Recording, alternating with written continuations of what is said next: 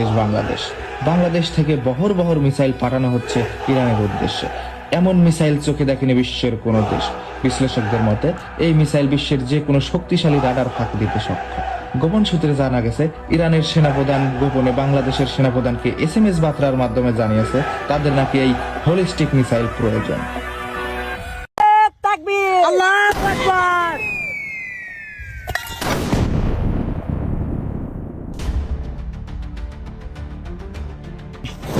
দাম সাহেব 2 দিন পরে পরে ইমু করে মিসাইল মারেন, হিমু করে তুলে লেবেন, তুমু করে ফুটকি মে আঙ্গুল মারেন, ঘটনা তো কিছু বুঝলাম না। আরে জীবনে যাই আকাম করছি, এবার তো আর রইলারে তো পড়ছি, আমি যে বাঁচতাম না এটা দিশা ফায়ালাইছি। মিসাইল রেডি ফায়ার কর। ওকে দাম সাহেব।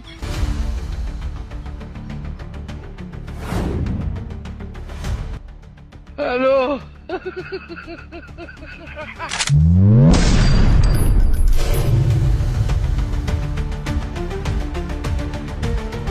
এই জানতো মানে মিসাইল হামলা করছে, হ্যাঁ মিসাইল ধ্বংস করতে বলতে হামলা ধর। ঠিক আছে ভাই, আপনি মারেন, আমি ধরছি।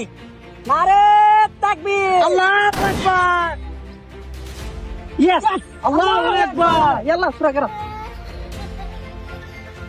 বাচ্চা যুদ্ধ লাগবে ইরান আমেরিকা, আপনি মিসাইল তো করছেন ইরানের দিকে। ইরান আমাদের মুসলমান ভাই। আরে বেটা তুই বুঝলি না, মুসলিম ভাই দিকে কিসে? আমার দরকার ক্ষমতা আর রাজত্ব, এলাকা আমি পাচ্ছি ডাম্পের লোকের বন্ধুত্ব। মিসাইল রেডি ফায়ার কর।